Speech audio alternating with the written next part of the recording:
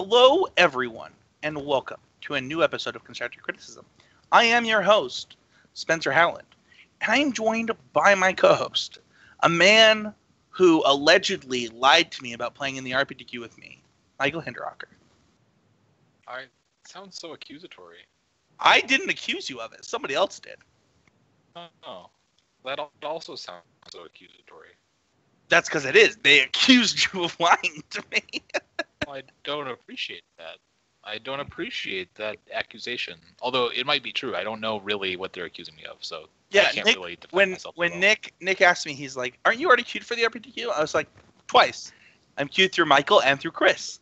He's like, "How are you queued through Michael?" I was like, "Because of Michael plays, I'm playing with him and Matt." And he's like, "No, they're playing with Alex." And I was like, "Well, that's rude. He told me he played with me." And he's like, "No, he told Alex first." I'm like, I don't think I told anyone. I think I specifically told everyone that I wasn't sure if I was going to be able to play it. I mean, I can post screenshots, Michael. I want to see it. Your exact. But I also want to. That sounds great. I don't think I could get better players than you two, to me and Matt. That might be true. My memory for most anything is not very good. That does sound like something I could have believably said. No, it doesn't matter though, because you're gonna be silver. You're gonna be double silver by then. You're already double silver. But what I'm saying is, wait. It's okay. I don't understand my life either. Why it's don't all you good. So if you win the RPTQ, then you don't get to play with me. That's just how that works. I don't really know any Wizards, of the why are rules you for so anything. Confusing? You know who's not confusing is our sponsor to Oasis Games. You can check them out at mtgoasis.com. You can get 15% off your order if you use the code CCMTG at checkout. If you listened a few weeks ago, Mason got the codes mixed up. It's CCMTG for your first order. It's would that be good for your every order after that to get 4% off? It's not that complicated. Mason's, he's going through a rough. It's probably still less complicated than this because I legitimately have no idea what the rules are for anything. I sent an email to someone at Wizards like a week ago asking this question and never received a reply. I think they don't know the answer. Yeah, I mean, I don't really blame them. Like, I can't, as far as I can tell, no one knows the answers to anything. So you know where you can get answers, though, is our other sponsor at the Mana Base. You can check them out. You can check them out at the Mana Base. You can check out their sponsor, Fusion Gaming. Mason's been stealing store credit from other co-hosts. That's how much he loves the Fusion Gaming sponsorship. Just spending other people's store credit. That's how much he loves it. He's got to sneak in and get it. No, they have a great selection of Magic cards. Really appreciate that. It's going to be a good night, everybody. It's going to be a good night. You can check out the other podcasts on this network. I'm wearing my pink limited time only shirt. You can pick up one of these in our swag store. Oh my gosh. I had like 7 people ask me about swag this week. Or 2 weeks. For the last 2 weeks, I've had a bunch of people like, hey, where do I get swag? Where do I get swag? And yeah, you can absolutely pick up swag. Sleeves are not ready yet. Playmats. If you want a playmat, message me and I will send you the playmat picture you need to go to Inked. There is a Patreon goal to have them readily available at Oasis Games. So to have sleeves, deck boxes, and playmats. Those are expensive to buy up front. So we need to hit a Patreon goal first. But you can already buy t-shirts, stickers, hoodies, things like that just on the swag store. Why are you smiling? Because I hate stickers. Know. You can buy a sticker, you just can't put it near Spencer. That's true. I do have a phobia of stickers. Please, please, please, please don't abuse that. I really don't like them. Were you there when Casey was like peeling off his sticker off of his Starbucks cup that one day? And I lost. Probably. I mean, I think I just do that idly without thinking about it. Dude, so many people do, and it actually drives me insane. You know what doesn't drive me insane, though, is our awesome patrons. You can support this podcast directly by going to patreon.com/ccmtg. My transitions are, like, killing Michael right now. And if you are a patron... If I die, it's from you my know transitions. You can go to patreon.com/ccmtg. One of the best benefits is just being able to ask any question. Any patron can ask a question. And our question this week is, do you watch Magic content? Not asking for specific podcasts or videos, but do you both use content as a way to learn? I know the answer to this question for you, and the answer to this question for me. So for me, I consume an inappropriate number of podcasts. I know you don't consume podcasts, but like I listen to Spike Feed every week. I listen to Game every week. I listen to First Strike every week. I listen to Proven Combatants almost every episode. I listen to Top Level almost every episode. I listen to a ton of podcasts just because like I live in Lehigh, work in Salt Lake, so it's like a pretty long drive, and I drop off my kid at work. And then I also Michael and actually, I think we talked about this a few weeks ago. I don't know if it was on the podcast though. We both watch a ton of streams and Magic videos, just like as a way to get Magic gameplay into our heads without like actually playing. Yeah, I watch a fair bit of Twitch. I don't really listen to or consume very much other Magic content, but I find getting to see good players just playing is really helpful. Like, a lot of the time I'm more interested in watching someone play than I am in reading about what they think. Yeah, now I do have an app on my phone called AudioFi. It's on my iPhone, and so I'll download all of the Channel Fireball articles that I'm really interested in, and I'll listen to them in my car ride. So it turns any article into basically a podcast. It's just called AudioFi. Check it out. Maybe we should get a sponsorship from them. But yeah, so like all of PD's articles I'll listen to, and then a ton of other articles on Fireball I will listen to. It doesn't work with Star City Games though. So if you're downloading this hoping to listen to Star City Games, they have copyrights on their stuff that prevents this app from working with them. But yeah, Channel Fireball, TCG Player, I listen to that kind of stuff. And I think that the reason is that it allows you to consume Magic for both Michael and I, right? Like watching Magic is a way to consume Magic while not having to be invested. In that. Yeah. Oh, go ahead. No, I mean, I think it's like a lot of the time. So like, if you're not actually playing, I mean, obviously, I think playing is generally the best way to get better. But if you're not actually playing, sometimes like you need something that you can kind of walk away from. Because either you're driving or like you're in the middle of something. So like having something you can kind of watch, but not necessarily like put all your focus on for hours and hours is kind of nice. Yeah, I would like to say that I don't recommend people watch YouTube videos while driving. But other than that, well, I mean that's podcast specific, I assume. Right? No, I agree with that. I think that like being able to. Oh, I also listen to LR every week. I should say that too, and Common Knowledge. I listen to that every week. But I think that's just so many. That's not even all of my podcasts. I also listen to every single Gimlet Media podcast. Yeah, I don't know. I think my ears would break. I mean, Michael, I spend significantly more time in a car than you do. That's probably true. Probably true. So yeah, I think that we both use it, and I do think it's a good way to learn. Like, if you listen to this podcast, I don't know what kind of entertainment you're getting out of me and Michael, but I hope you're learning something because, like, that's the goal. Like, I think that at least I think sometimes. To assume. Sorry. I think to assume that Michael and I are above that is just not true. Like, I mean, you can always get better. You can always get better by learning from other people too. Like, there's pretty much always going to be someone better than you at basically everything. So, it's kind of like trying to improve and trying to get better through learning from others is something that's basically going to be ongoing forever in actually anything.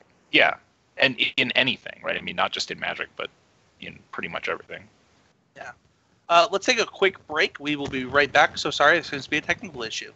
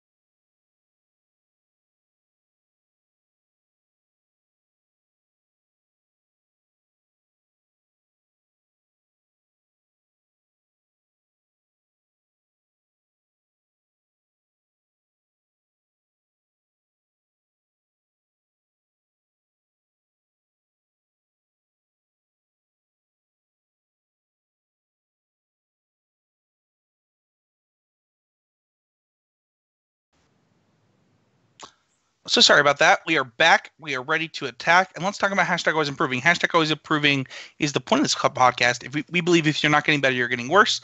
And we want to be doing what we can to be improving. Like, Magic's pretty tough.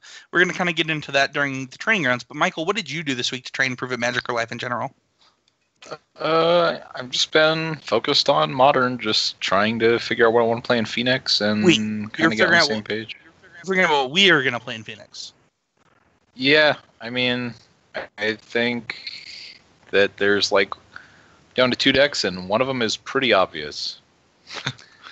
So the fact that that Matthew and I like a different deck than you like, but to be fair, I've never played the other deck. Yeah. So I don't know. Why do you you clearly like one of the decks? Yeah, that's true. I like Jund fine. I mean, my joke was that, everyone could guess at least one of the decks because it's Jund. And I like Jund fine, but it's very medium in its own sort of way. No, yeah, Jund. You know exactly what you're signing up for. Like, if that's something you want to sign up for, it's a really good version of that. But you have to decide whether that's something you want to sign up for. Yeah, so for me this week, I had my actual worst PPTQ ever, as far as record goes. I went 1-4 at a PPTQ. Now you might ask yourself, Spencer, why did you keep playing? And Spencer doesn't play a lot of paper Magic, and I really, really, really need Planeswalker points because I don't play a lot of paper Magic. And so it's really funny because I had multiple people watch my matches, and the common consensus was, you are playing such good Magic. I'm so sorry you got unlucky. It's funny because I think one of the things that you sign up for when you play a mono red deck like the one I played 10 1-drops, kind of the list that I've been posting in the Constructor Critics Facebook group, is that there is an inherent risk of when you flood out with a deck like the one I played, you don't win games. It just doesn't happen. And I accepted that risk, and I flooded out a lot of times. And when it's a tournament as small as a PPTQ, that just means you don't do well. But I have never been happier with my play in a tournament over the last 2 years than my play at this tournament. I gave myself top decks to win for 7 turns in a row multiple times. It was some of the best Magic I played in a long time, and I really attribute the Magic that I was playing to the amount of MTGO that I've been playing. Now that being said, when I used to play 5 to 6 local tournaments a week, it was a similar level of Magic, right? But I think that the truth is the more Magic you play, the better Magic you play. And through MTGO, I've gotten to play a lot more Magic as a father than I would ever play by playing local events because I don't have time for local events. Go ahead. I was just going to say, I mean, even more than not having time overall, it's you probably don't know when you're going to be needed, right? So the advantage isn't just in terms of overall time, but it's gosh. If you need to help with Maxwell for a minute, you can just step away and it's not a problem. My wife figured out what a league was this last week, and she was like, "Why aren't all Magic tournaments this way?" Yeah. She's like, "Are you done?" I was like, "I can be as soon as this match is over." And she's like, "Well, are you in a tournament?" And I was like, "Yeah, but I can play the matches in the tournament at any time." She's like, "So give me 15 minutes." And she's like, "What do you mean you can do that?" It's like, "Yeah, you just play one match at a time whenever you want." And she was like, "Well, can you do that during PTQs?" And I was like, "No." It would be convenient, wouldn't it? That would be the best PTQ.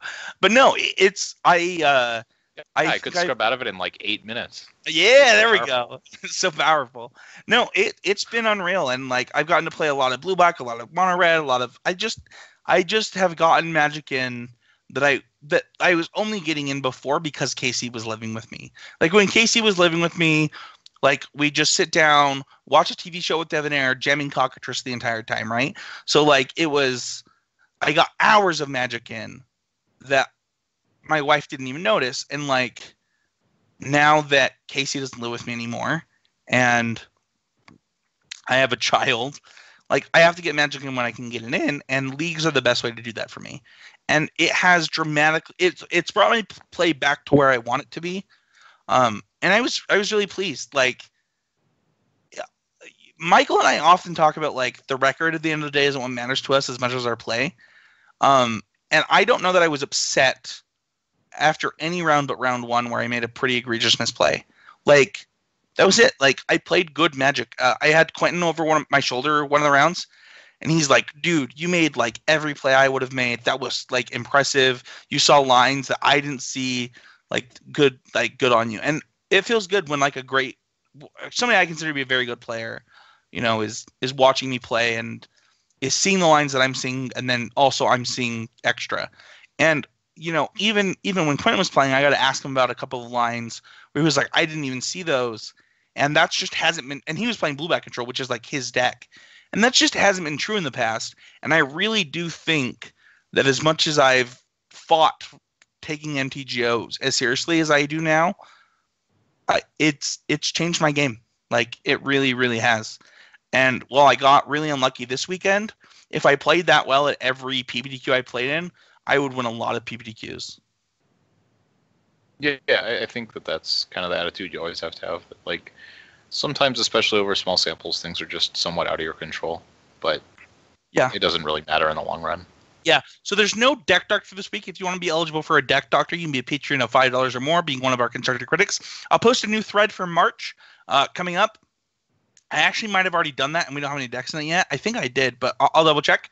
But we do have a winner for our card of the week. So if you want to win card of the week, every month we give out all of the cards from the previous month. It is December. Wow, it is not December. It is March 5th. A month. It's March 5th. So it's the first week of March. So we'll be giving out. We're actually giving out January and February's card of the week. And we're giving them out to Caio Oliveira, I think is how it's said. Caio is one of our patrons. He's been a patron for a long time. So I think those are, if I'm not mistaken, it's like Bloodbraid Elf, Galta, Direfleet, Daredevil. Like there's a lot of sweet cards in this list. And we'll be shipping all of those to you, Caio, and we'll send those as soon as possible. Before we go to the card of the week, I do want to say something. So for those who don't know, I've been extremely sick. Like been to the doctor like 5 times since the beginning of the year. And I haven't sent out the tokens yet to our patrons. The tokens are in, and I will be sending them out as soon as possible. I feel a lot better now. I mean, my voice is kind of, I'm not 100%. Like you can probably hear it on the podcast, but I am on the road to recovery. I had a really, really bad case of bronchitis. So I just want to apologize to the patrons. I told you guys that the tokens came in. I think they came in at the end of December, and I haven't sent them out yet. So like, don't feel like you haven't gotten them. I just haven't sent them yet. If you're not a patron and you want some tokens, just make an order at Oasis Games with one of the codes and they'll be in your package. But to the patrons, I'll be sending those out as soon as possible. And this week's card of the week, that will go to one of our patrons of $3 or more at the end of this month, is Delver of Secrets. And this was a really easy pick. Like, not even close, Michael. What is happening in Legacy? Yeah, I mean, Grixis Delver is really good. Every variety of Grixis Delver is really good. And it's probably both just the best deck and the deck that rewards ability the most. Yeah, it kind of reminds me of Jund in Modern with Deathrite Shaman and Bloodbraid Elf, like, where it doesn't have, I mean, outside of some of its combo matchups, it doesn't have any, like, this matchup is insane. Like, but it's just good against everything, right? Like, I am happy playing any matchup. There are very few matchups. Yeah, there are very few matchups where you're like, oh, I really don't want to play against this. And I think that Delver of Secrets just surprisingly does a lot of that. So between Delver of Secrets and Deathrite Shaman, you're just playing the 2 best 1-drops in the history of Magic. And Delver, it's funny because, like, everybody's calling for this banning of Deathrite Shaman, but, like, I don't think that's the problem, and I don't even know that there is a problem. The unbannings might fix this better than bannings, but one of the things that Delver of Secrets does that Deathrite Shaman really doesn't is it plays into what your deck wants to do a little bit better. One of the problems with Deathrite Shaman is it locks up your mana in this deck, and Delver doesn't do that. Delver is able to be a one-time investment that very easily gets you through the rest of the game. Yeah, I would say the main difference is that Delver is generally only good when you're ahead, and it doesn't do anything to impact a board where you're not kind of Delvering someone. Like, I mean, I was kind of jokingly break down Delver into, like, you have two kinds of games. You have real games of Magic, and you have games where you win the die roll and Delver someone. Yeah. Like, and Deathrite Shaman is worse at Delvering someone, but it is so powerful that it allows you to cobble together wins where you don't really actually do that much. You just kind of dirtle around and Grim Lavamancer someone half to death. So it was years ago now that I was on Monday Night Magic, and at the time, Rug Delver was heralded as the best deck in Legacy. And I got so much crap for being like, this deck is bad. Nimble Mongoose is a terrible Magic card. Like, this deck will be overthrown by some other type of Delver deck eventually. And I had to block multiple people on Twitter for, like, attacking me. Like, you know nothing about Magic. You're just some idiot. Like, and it's so funny to, like, look back on that now and see Grixis Delver, you know, Sultai Delver. The amount that Delver decks are Delvering people changes by the deck. Right? Like, when you think of Delvering people, you actually probably do think of, you know, Rug Delver, Temur Delver. And, you know, the deck has just changed. You know, I think that turn 1 Delver, turn 2 Hymn to Turok often does a similar type of thing, but you don't see that out of those Grixis Delver decks. You see that out of Sultai Delver. And then, you know, sure, like, all these decks are going to play Wasteland. It's going to get you those Delver games, but Michael, what is it that Delver does in Legacy specifically, as it's Legacy Week? Well, it's blue, and that is a big advantage because it means that it just naturally slots into it's both blue and evasive. Yeah. So you get a lot. You're already playing a ton of instants and sorceries. It, like, works well with Brainstorm and Ponder. Like, it just has good. It's a pretty powerful card on its own, but I think what really sends it over the top is just sort of its synergy. Like, it increases your blue count for force. It, you know, it just does so many little things. Yeah, the second one is like this force fodder that you love to pitch. One of the things that I think of with Delver of Secrets specifically is it allowed Daze decks to thrive in ways that they weren't thriving before Delver. You know, when you thought of Daze decks before, they were like these Merfolk decks that were kind of wonky, or like they were Stoneforge Mystic decks, right? Where, yeah, Daze was pretty good. But, like, when you go turn 1 Delver, Daze you, untap, it's like the game's over. Right. I mean, if you're like Delver, Daze, Blind Flip, Wasteland, like a lot of the time your opponent will just actually, like, not play a meaningful spell. No, like, or they'll play a spell, but it won't block it won't be a removal spell, and it won't block your Delver. They have to, like, try to cantrip, and then, you know, 2 turns later you have another counter spell or, like, another tempo play set up. And I think that the amount that Delver changed Daze in this world is really important. And it's made meaningful changes to the format that slowed down combo decks, that or sped them up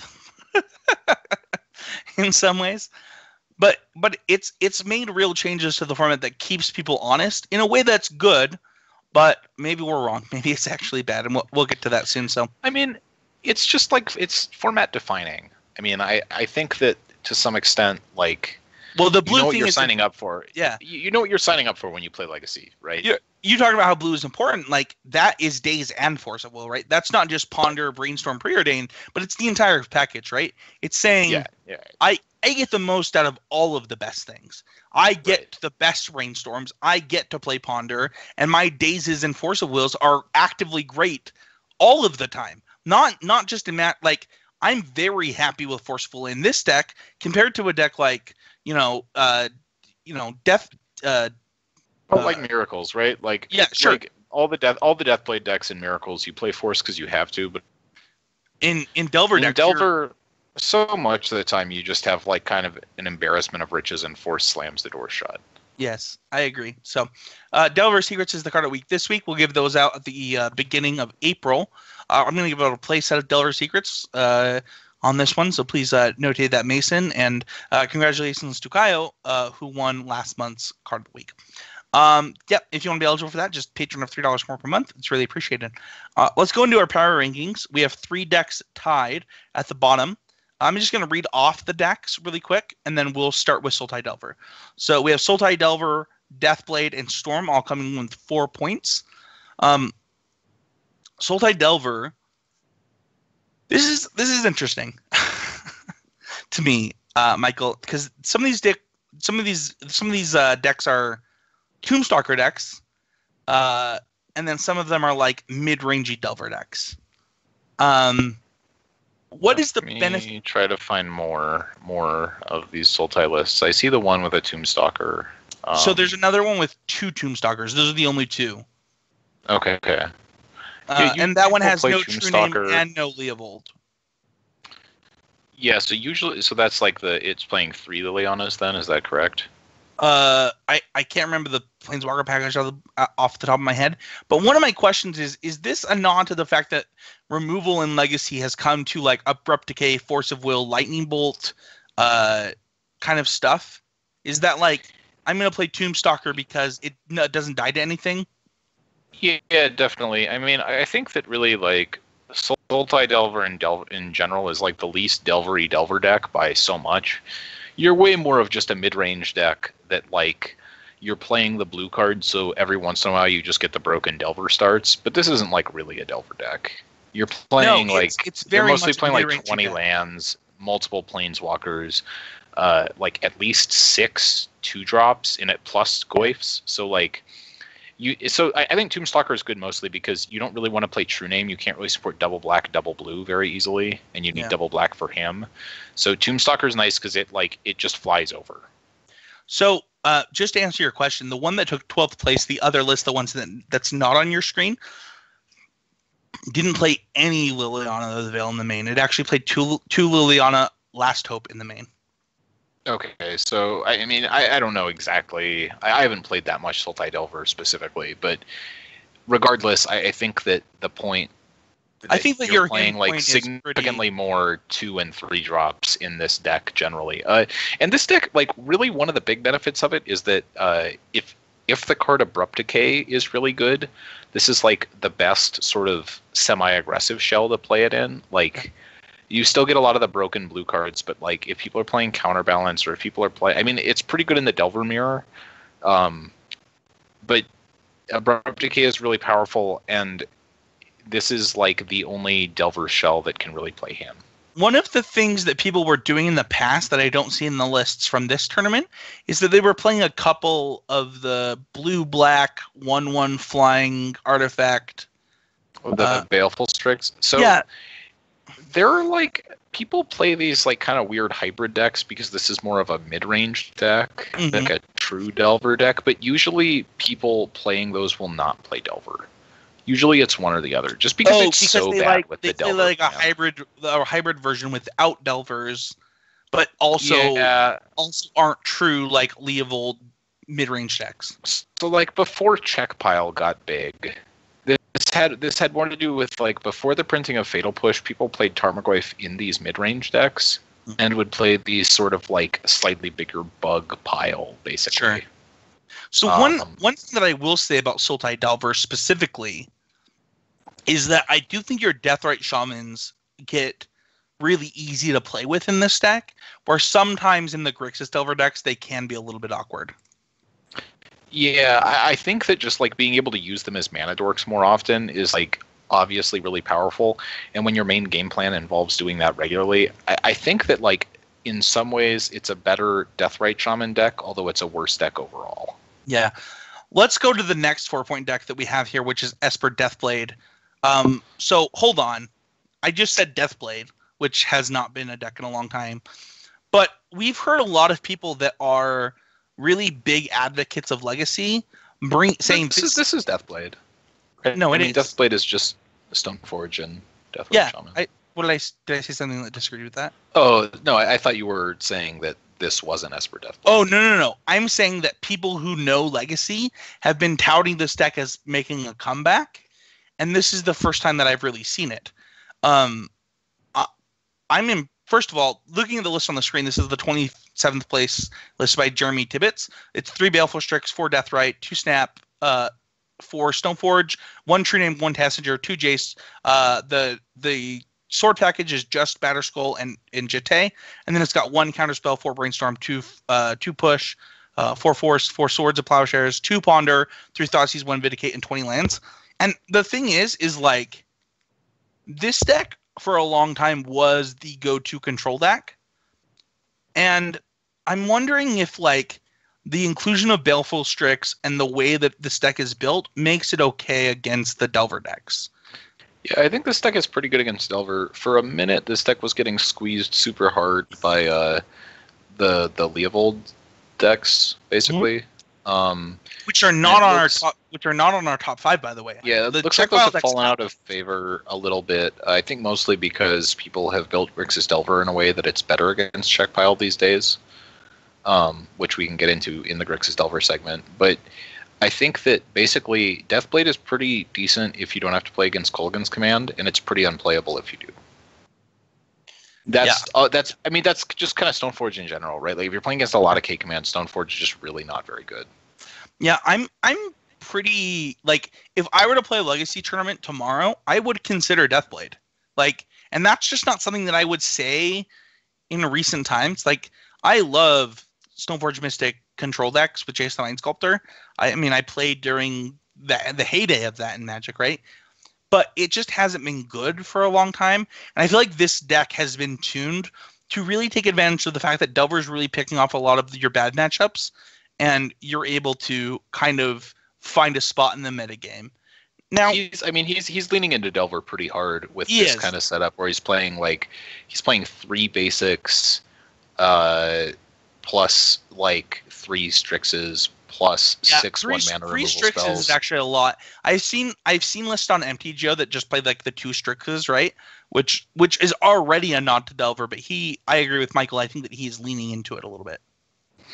And I mean, there's nothing wrong with that. Like, I think one of the things that can go a long ways is just decide it. Like, when a deck is really good and you expect to play it a bunch of times because it's great, just saying, hey, I'm going to really focus on this matchup, I think is a totally reasonable thing to do. Next up, we have Storm, also coming with 4 points. Michael, the list on our screen, the top 16, is, I mean, did Epic Storm and Add Storm just literally combine? Is that just the way to build Storm? No. So this is Tess. This is the build I like. This is the deck I like better out of the two. But it does have elements of what Epic Storm used to be. No, I mean there are 2 distinct Storm decks, and this is one of them. If it was Ant, it would be playing. Okay, so if it's Ant, it won't be playing Rite of Flame. It won't be playing Burning Wish. It'll be playing like 2 more basics. Well, 2 more lands. Probably a second Underground. No bad lands usually. Like at least 1 more basic. Sometime, and like a Trop in the main. And then it won't play Chrome Mox either. So this is confusing because the Tendrils is not the main. Well, mostly because the decks are named badly. So this is actually the main. This deck kills with Ad Nauseam like every game because your Ad Nauseams are insane because you're playing Chrome Mox over lands essentially. Yes. And your curve is way lower. Whereas Ad Nauseam Tendrils is actually a Past in Flames deck, and this deck is really not a Past in Flames deck. And that's mostly because you have to make 2 colors of mana in this deck for Burning Wish, and you don't have Cabal Ritual.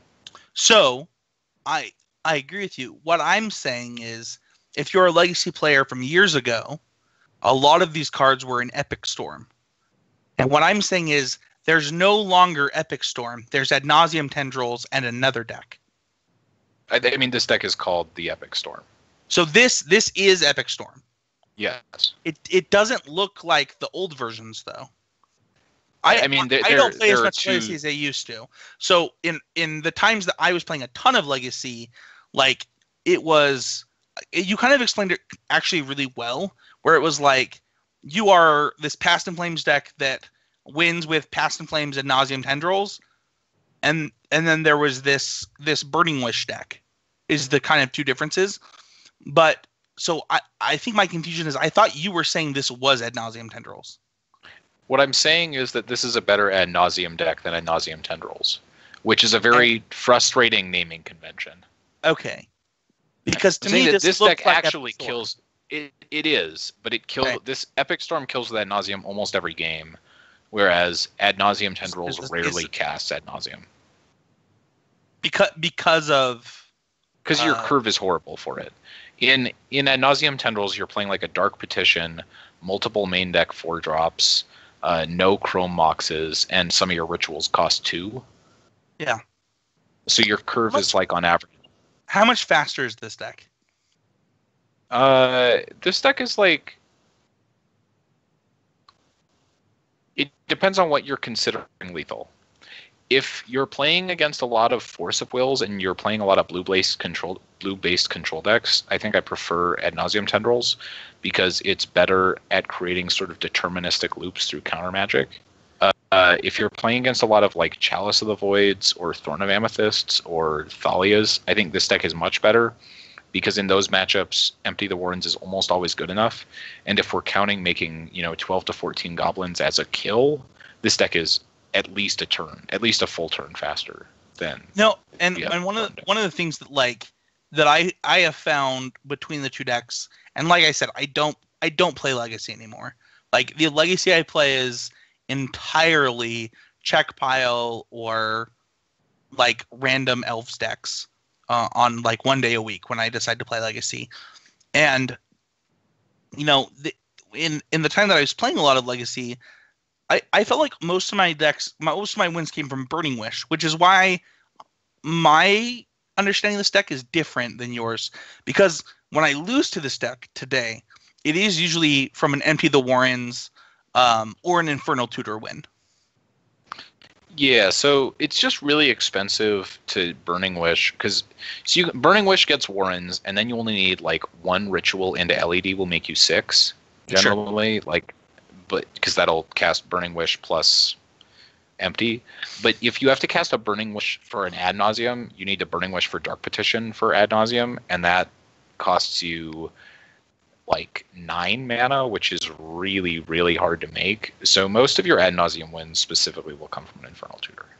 Cool. Well, personally, I want to say thank you because you taught me a little bit about this as I've been taking a break from Legacy, and Storm is not my forte. Like this is not a deck that like I would pick up. So you taught me. So I hope that helped the listeners. Let's go into our next. It's fun. If it's something that you haven't played before, definitely worth giving it a run sometime. It's a good time. Let's talk about a deck that I have played recently, and that is Miracles. And then also, I just want to say that Jim Davis top 4ing with Miracles is no surprise to me. This is a guy that this is just a deck he loves, but also thank goodness for Monastery Mentor in this world of Miracles. For those who aren't watching live, up the game. For those who aren't watching live, it just speeds up the game. The nod for Michael Hinderocker there, but he also has search for as Kanta. Sorry, and then he's back to Portents, which this deck has, I feel like, gone back and forth on a little bit over the past year. At least since slightly before GP Vegas, people were like jamming like all the Portents to no Portents, back to Portent again. And I think that if you're going to play Monastery Mentor, I really do like Portent. Yeah, I mean, Portent is definitely the worst cantrip with Mentor, but I've seen anywhere between like 12 and 16 cantrips in total because you count Predict as well. Yeah, but the thing is that with Predict, and as well as like, I like it better than Preordain in this deck because definitely, yeah, that's not even close. Yeah, so it's certainly not the worst one with Mentor because I Well, maybe, I mean, if you were like playing straight mentor control, I might like Preordain more. But in this deck specifically, I do like Portent better than Preordain. Yeah, by a lot. I mean, I don't think anyone really plays Preordain in this deck, and it's because it can't set up a Terminus. No, it's so Portent can set up a Terminus on your opponent's upkeep. Terminus. It could certainly set up a Terminus, but it's going to be a while before you get there. Like, only if you want both cards, right? Like, it's actually very, very hard to set up a Terminus off of Preordain. Yeah. Whereas off of Portent, you can actually Terminus in your opponent's next upkeep, which is pretty powerful. The main thing that's interesting here is that he's playing straight blue-white. He's playing only one Tundra with two main deck back-to-basics. He's not, well, and we've seen these decks play Blood Moon even. A lot of time out of the sideboard. Yeah, in the red versions, they'll play Blood Moon on the sideboard, and instead he's main decking back to basics, which is also the name of the training grounds this week. Yeah, so that's usually when people play back to basics, they play it in the main deck. Back to basics is just more universally powerful because a lot of the time when your opponent realizes you're not playing a wasteland deck, they'll fetch for just better mana, and understandably so. The most, I mean, obviously the weirdest card in this list is the one of Path to Exile. I was so glad you brought that up. That's insane. Which is it's a little awkward with Back to Basics, but I think it's again a nod to the popularity of Delver. He is max, but like, couldn't you just play it as member? No. You could even play a Condemn. Also no, because they're playing Deathrite Shaman. Because you want to hit Deathrite Shaman. Yeah. Okay. I mean, it's the next removal spell. It's just unusual to actually see the fifth one. Yeah. I think this is a great way to do this list. Like, you know, you have your Jace wins, you have your Monastery Mentor wins, you have everything you need to be a true Miracles deck. The one-ofs are understandable. You know, you talked about the one of Path to Exile for the Delver matchup, the Search for Escondo, the Council's Judgment, as well as the Flusterstorm. Like, they all make sense. The deck seems to have the appropriate number of everything. And the sideboard has... Well, you can go up Searches or Council's Judgment, which both make a lot of sense to me. I mean, one of the best things about the deck really is just that the sideboard cards are very, very good. I think in the red version, in the red version, there may be a little bit better just because Pyroblast is so strong. But Pyroblast isn't free. Having to play like a lot more non-basics makes you somewhat prone to sometimes just getting wastelanded out against Delver. Whereas it's almost impossible for Jim to actually have a meaningfully bad interaction with Wasteland, which is not nothing if you assume that most of your best opponents are going to be playing Delver.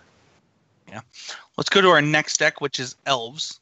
This is the deck that I probably play the second most in Legacy, because I love it, not because I'm good with it. The list... Yeah, this deck is incredibly hard to play. Yeah, when I say I'm not good with it, it's because I'm actually bad with it. Michael, I have touted this as the best deck in Legacy for a long time. Like, I honestly believe this is the best deck in Legacy. But I also honestly believe that it's impossible to play. It's interesting. I think your Delver matchup is like good enough that it makes a lot of sense right now. If the metagame becomes more combo heavy, this deck obviously isn't very good. One of the problems that I have with a lot of the builds, and you can give me your opinion on this, is some of the builds are a little too reliant on natural order, in my opinion, where I think that in specific metagames you need to be able to play both sides. Like, you need to either saying I'm like, natural order is a super easy way to win the game, right? Like, it's like, sweet, GG, like, I did it, but I don't actually think that that's where this deck gains its strength. I mean, my main feeling is in a game where I feel like I'm natural ordering a lot, like a lot. I don't think this deck is good. If I'm having to win most of my games through natural order, I don't really know why I'm playing Elves. I mean, it's tough in Legacy because it's kind of just like, this is what I own. And like, it's tough to say, oh man, you shouldn't be playing Elves. You should really be playing, Stoneblade or whatever. And it's like, yeah, well, if I had an extra $2,000 lying around, sure, that would be fine. But, it's not like other formats where everyone has card availability like that. But I agree with you that, like, when you play 4 natural orders, it makes you mulligan more. It's good in your bad matchups. It is. I think of this as like it's kind of a meta. It's not fair to call it a metagame deck, but like if there's a lot of combo and you're having to go for like turn 2 or 3 natural orders a lot, this really isn't the deck I want to be playing. No, it's not, because like if you think about the way you're setting yourself up, I mean, you just said it's not a metagame deck, but when you think about the way that you're setting yourself up against the metagame, when you're choosing to play your games as a natural order deck, like there's no way this is the deck. Like there are just better ways. It's a bad combo deck. Yeah. Yeah, like, you're just playing a bad combo deck. Whereas you can play this deck as like this insane value aggro deck that happens to have this combo finish that they have to respect. And I think that's a way better way to play this deck. Right. I mean, the secret is that a lot of the time you can get a really good feel for what's in their hand because you have so many other must counter spells that you can like draw out counter spells with things like, man, you haven't lived until your opponents had to like force an Elvish Visionary because they could never hope to beat it. Right? They're like, force of will your Elvish Visionary. And you're like, okay, natural order. And they're like, okay, I'm dead. Right? Like natural order lets you slam the door in games that you basically know you're going to win. But I think this deck, it looks like a natural order deck, but Glimpse of Nature is much more of a value card than a full combo card. A lot of them play it that way, though. Like, a lot of them play it as a natural order deck. They play 4 natural orders. That's like their entire game plan. They just want to hoof people. And my advice to you as somebody who plays, when I play Legacy, this is one of the 2 decks that I almost always play. Because I only get so much time playing Legacy now that I do this podcast that's like about improving and like playing PBDQs. Well, Legacy is like, you know, probably my favorite format. I just don't get to play that much. And the reason I choose to play Elves is I think that it challenges me in interesting ways. And I think that playing the deck as this natural order deck, first of all, it takes away some of that challenge and like takes away. Michael talked about mulliganing. It does that. So like when you play 4 natural orders, like you not only do you mulligan more, but you are forced to mulligan more, which is not where you want to be with this deck. And this deck does not mulligan especially well. No. And I think that the way that the deck on the screen is built is really good. And what I'm going to start doing, by the way, because one of our thoughts for our podcast listeners is like, hey, like, what decks are you talking about on the show?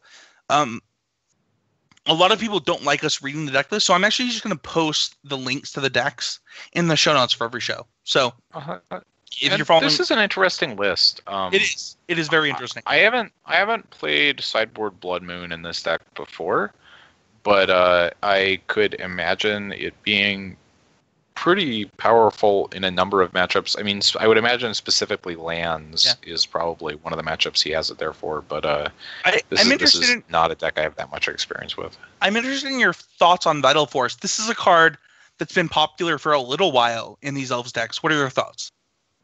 So I like it because a lot of the more pure control. So like against Grixis, most of the decks only have sweepers or a lot of counterspells against you. Mm-hmm. No deck really is going to have both in boarded games.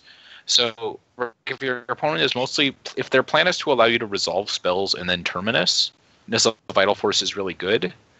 And if their plan is like, you know, they're playing Delver and they just don't have sweepers, then you don't really need Nissa. But like against the slower blue decks, they actually just aren't going to have very much counter magic in the boarded games. No, it's just 2 counter spells, 4 Force of Wills, and that's like it. And they might not keep all of that in. No. It's possible that they're actually going lower than that. So I think that like if people are trying to go super removal heavy against you, Nissa's actually pretty sweet just because like she doesn't die. Her emblem is relevant. Her, you know, making a 5/5 is obviously insane, and sometimes buying back a creature can be powerful. Like it obviously if you're is it a 5/5? Yeah, it's a 5/5. Yeah. I mean, this is like one of my favorite cards. I don't even know what it does. Yeah, it's really good in the grindier matchups. Yeah. It's surprising because I like it doesn't read like it'll play very well, but when you start thinking about how you actually lose these games, it's very powerful. One of the things that I think that people don't understand is the matchup where they should be boarding in Cabal Therapy with this deck. Do you have thoughts on that? I think it's mostly like, again, I haven't played a lot of Elves. I've always basically been trying to sideline them except against combo. No, that's so here's the thing is I see people boarding in Cabal Therapy in almost every matchup. Like, because once you know what deck you're playing against, like you can just name their best card against you, right? And the truth is that the point of Cabal Therapy, in my opinion, is I'm going to stop your interaction against me first, and then once I know what you're dealing with, I'm going to instantly stop your game plan. So you get both sides of the card really quickly, and that only matters against the fast combo decks. Yeah, I mean, it's really good against combo because, like, a lot of your creatures are kind of bad. In a lot of the games that go longer, basically every creature in your deck is pretty good. Yeah. And you actually, like, against decks that are playing a lot of removal, you actually don't really have a lot of creatures to throw away. So my experience has been that in the slower matchups, it's just not as good as you would think it would be because so many of the decks you're playing against are going to be boarding in a ton of sweepers against you. Let's go on to our number 1 deck. It is a deck that had more points than every other deck in our top 6 combined because we had 3 4-point decks. That's just so impressive. It's Grixis Delver. So it's funny when the best 2 decks on Moto are Check Bile and Delver. Like the banning of Deathrite Shaman is like called for really hard. I don't want to see Deathrite Shaman banned, Michael. Like, I actually think Deathrite Shaman's really, really good for the format. But man, this deck is crushing it. Yeah, this deck is really good. It's just really flexible, really skill intensive. People have finally figured out that by playing the Spell Pierces in the main, the check pile matchup gets a lot better compared to like playing Cabal Therapies. You still get access to Cabal Therapy in the sideboard. People have started playing Price of Progress for the lands matchup. Like, you just... That's a funny one, right? Like, if you oh, told me yeah. that, like, 3 months ago... Like 8 me, 8 you. Yeah. No, I mean, it's pretty outrageous. And, like, I mean, lands is obviously still a bad matchup, but it's more winnable than it has been in the past. And the presence of combo, like, in basically any numbers is kind of it's really hard to win that. I mean, as bad as you might think Delver is against lands is much worse against combo. What are we doing here, man? Does something need to happen? I don't know. I mean, I think we kind of know what we're signing up for when we play Legacy. So I'm not a big fan of banning things in eternal formats. Yeah, I mean, I would much rather start unbanning stuff than banning stuff, personally. Like, yeah, I mean, I don't know where you start, but like, I saw people arguing to unban top again, and that's not where I would start. Like, I don't think that's where Wizards will start either. I mean, maybe I'm wrong, and maybe that's correct, but that doesn't. I feel like you can't ban something and then like a year later be like, yeah, we goofed, and just roll it back. I mean, no other changes. Just we're gonna play the same format again, right? Like we've already played this format. We know what this format is. All right, here's my thought. Don't at me, bro. I think we should unban Mental Misstep. That's just not. Mental Misstep is just like one of the worst Magic cards ever printed. It's my favorite my favorite format ever is Legacy with Mental Misstep, and maybe I'm wrong, but like that's where I would start. So bad. Mental Misstep is like the least fun. It's like every deck is as irritating to play against as Black Red Reanimator. Yeah. Matt like turn one Deathrite Shaman, and they're like Matt Kling is in the chat, and he says unban Survival. I thought about this the other day in the shower. I was like, would Survival even be good today? Probably. It would be good against Delver, I assume. Yeah, I don't know. I mean, the deck was the most dominant deck in history in its time in Legacy. So I don't know. I mean, I like Survival. You might like the problem is if you unban Survival, you might end up. You have to be careful in Legacy because this. I almost was going to get kicked off the show for my language, but these cards are really expensive, and that was not the first word I was going to go for. But these cards are really expensive, and like you got to be a little careful about just like experimental bannings and unbanning in a format where decks literally cost thousands of dollars. Like, no, it's hard because like, maybe that isn't how it should be, but you can't just be like unban Survival, people buy Survival, reban Survival, ban Deathrite Shaman, people sell. Like, it just doesn't work. Is it better, you think, like when you think about a card like Deathrite Shaman, this was a card that was introduced that had zero impact in Standard, but had a huge impact on Eternal formats. Would it be better to like print a card that you test very heavily in Standard, know there's 0 impact, but will make an impact in Legacy. Because like that might be a better way to fix it. So I'm kind of into that in general. I also think that it's like, this is just me, but I think it's a lot more risky to print cards like Fatal Push than it is to print cards like Treasure Cruise. Oh, yeah. Because cards like Treasure Cruise, like, you probably figure out they're like mega broken, and then you're just like, yeah, but it's okay, we'll just ban it. And that's fine. The argument to ban Fatal Push is what?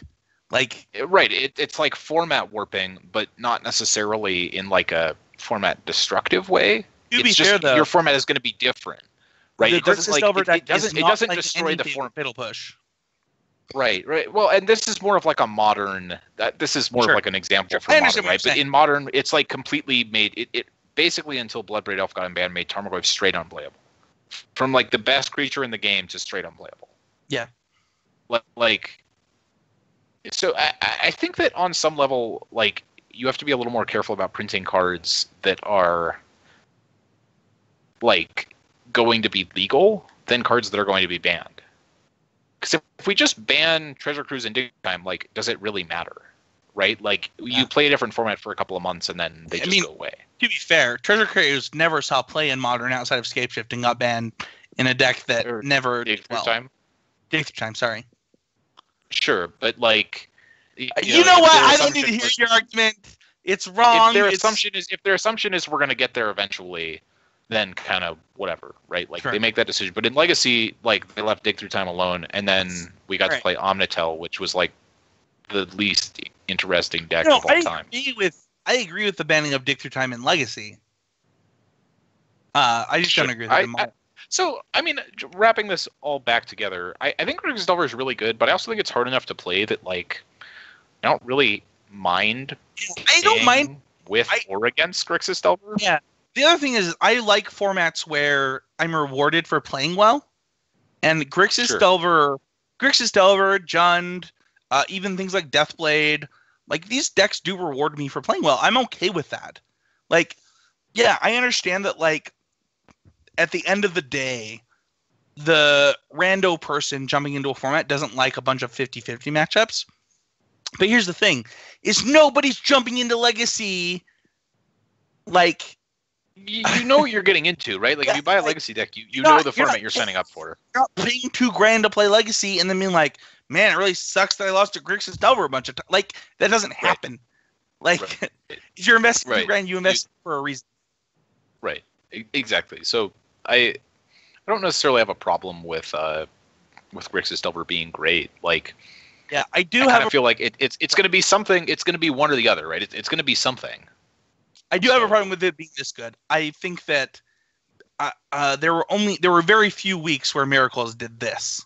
Do you self-reinforcing to some extent too, though, that like a lot of people feel like Delver is kind of in their wheelhouse? A lot of good players like this because it's kind of mid-rangey. It has the doesn't require a lot of problem where like it might be the best deck by a tiny margin, but that tiniest of margins is enough for great players to pick it up. It's a self-fulfilling prophecy. I kind of agree. I think that like this deck being so sort of like it looks like Jund, right? You're like, yeah, I'm just gonna like play great cards together, and the synergy is gonna be like good if not great, and we're just gonna like mash people with the best cards in Magic. What would you play in one, Mike? I mean, it's hard to say not Grixis Delver, but. Yeah. I like Delver. If I had to play something else, I think Elves is like probably really well positioned if everyone else can play Delver. Yeah, but I'm also horrible at playing Elves, so I can't really say that. So here's the thing: I play Elves a lot, like a lot. Like if you're looking for a person that plays Elves a lot, it's like my affinity deck in Modern, right? Where it's like if I'm just jamming to like learn about a format, like I just do it because I think the deck is great. I want to challenge myself. It's a great way to do that. I wouldn't play Elves. I'm not good enough at Magic to play Elves. Like, if there's a Grand Prix tomorrow and it's Legacy, I give myself a 0% chance to top 8 with Elves. Sure. Like, I would agree with that. I wouldn't even be close. There's not a way that I could do it. I think I would pick up Deathblade right now.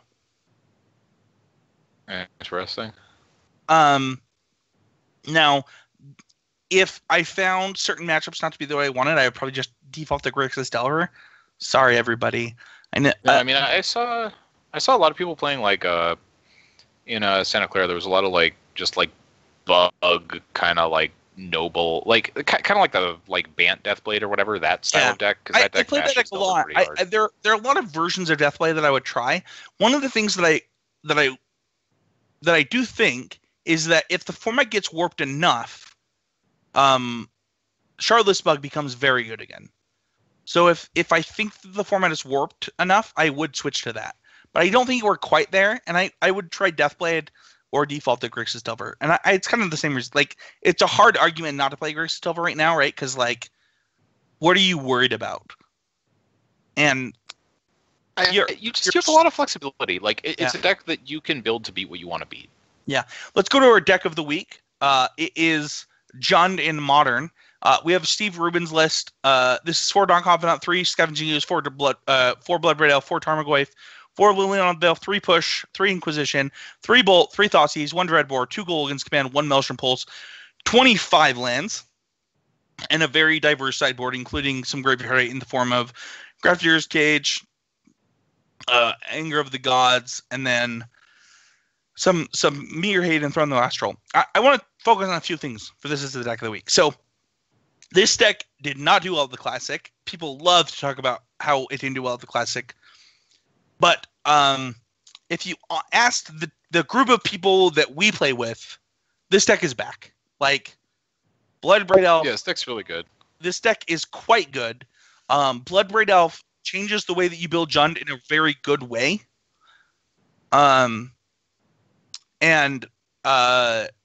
it is. I mean, it's my baby, dude. Like, this is.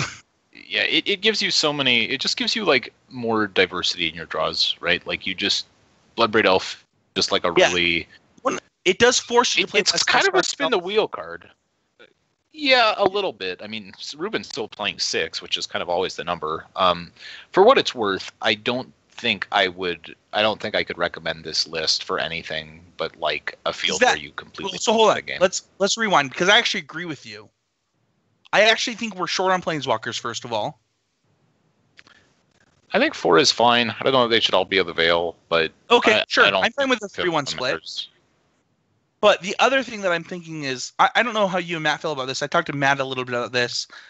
That's kind of Matt and Micheal are the people that I'm talking to for GP Phoenix. I like 2 Grimflare still. I haven't played it all with Grimflare. It's awkward in the mirror, just because Scavenging Ooze is so good against it.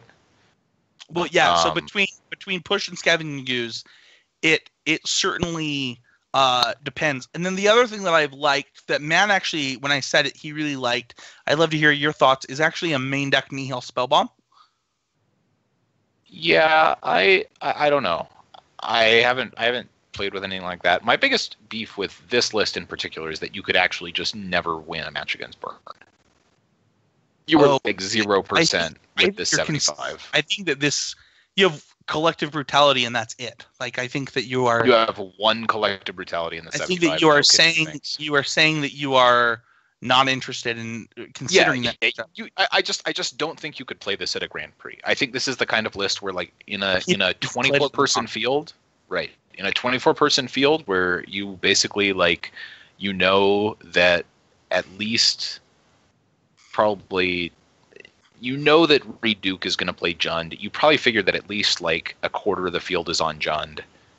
And you imagine that most people won't play Burn. Yeah, one thing that's interesting is his split between Raging Ravine and Treetop Village. This is old school Jund. This is saying like, I want more Raging Ravine because it's so much better than Jund matchup. I want Treetop Village because I want to be able to attack with my lands first. Like, he's got Thrun the Last Troll in his sideboard. Like, this is very clearly a deck tuned to beat the mirror. Yeah, I mean, that was my impression as well. I also think that playing more Thoughtseizes than Inquisitions kind of leans that way, because I would imagine that most of the time, like, you're really trying to take their Bloodbraid Elf specifically, just because it's going to be 2 cards. So thinking about the way the format's currently shaping out, I have been on, I want to split these as well. There are matchups where Inquisition is obviously better, but I don't know outside of Burn where I really get punished for playing Thoughtseize. And even in that matchup, that Thoughtseize is probably better than the alternative anyway. So you mean like versus playing like 3-2? You just mean playing 6 versus 5 mostly. No, I just actually think that Thoughtseize is better in Modern right now than Inquisition. Whereas if you had played Jund 6 months ago, you should be playing 4 Thoughtseize, 4 Inquisition, 2 Thoughtseize. Flip. Yeah. Okay. And in this format, I think that Thoughtseize has gained a lot of equity in the fact that like the format went bigger and wider, and because of that, I need a wider net to cast, and Thoughtseize is better for that. Yeah, that might be true. Part of the issue is just again that like the more you lean that direction, the worse your game 1 against Burn gets, and you start having to hedge harder in the board. Yeah. Can I tell you a fun fact? That way. Most Jund players, before you started playing Magic, when Jund was at its heyday, just gave up on Burn. Like we were like, okay, there's not an amount of cards that we can bring in that bring this to where we're comfortable. So if that is the matchup you're worried about, you should not play this in Phoenix. Collective Brutality though is so good. It is better than everything that I had before. It can almost like one Collective Brutality can sometimes just actually win a game on its own. Yeah. Do you think just like Bloodbraid Elf, Collective Brutality, discard 2 lands, kill you? Sure. Collective Brutality is, but end the game. Whatever. I agree with that. I think that Collective Brutality is better than anything I ever had with Bloodbraid Elf for that matchup. Oh, it's like Blood Moon for Burn, right? You're just like somebody make a T-shirt. That's a T-shirt quote. It's like Blood Moon for Burn. No, but it's so outrageous in that matchup, right? It's usually like I trade 2 lands for 2 of your spells, and then my Collective Brutality for another one. Like so, people are talking a lot about Bloodbraid Elf and Jace the Mind Sculptor. Michael, do you feel safe to say the unbanning of Bloodbraid Elf was 1, good for Modern, and 2, did bring Jund back from the dead? I haven't played enough Modern to say that it's necessarily good for Modern. I think it weakens Death Shadow substantially, mostly because it starts getting really hard to know in the mid-late game. It's really hard to know what your life total is supposed to be. Like Bloodbraid Elf is just kind of like spin the wheel. Oh yeah, sometimes it's 3 damage, and sometimes it could be a boat, right? Like sometimes it's like 3 damage, sometimes it's 6 damage, sometimes it's 3 damage and an edict. Like it's just really hard to deterministically play around cards when that card is Bloodbraid Elf, because now you're playing around 1 card and a random card. Yeah, and that's good for Modern. I think that like Grixis Death Shadow is still a reasonable deck, but I don't know that Jund is the matchup that I would want to play against. But to be fair, imagine it's very bad. I would also not have wanted to play against Jund before Bloodbraid Elf. So we've made a bad matchup more relevant, right? And I think that Jace the Mind Sculptor has improved the control decks, but I think that Jund is good. Like, yeah, I have not been impressed with Jace to this point. Jace is obviously good. Yeah, I've only been impressed with it in 1 deck. I tried Jeskai a few times, and I was not impressed. I know that I don't want to play Jeskai against this. Yeah. Jeskai just looks bad against this deck to me. Yeah, I know that there have been, I think it's up to 6 5-0s for Rug Scapeshift. And that is the deck that I think that Jace belongs in the most. And I think that there are 2 reasons for that. One, I think that like playing an early Jace against a lot of decks is like, oh my gosh.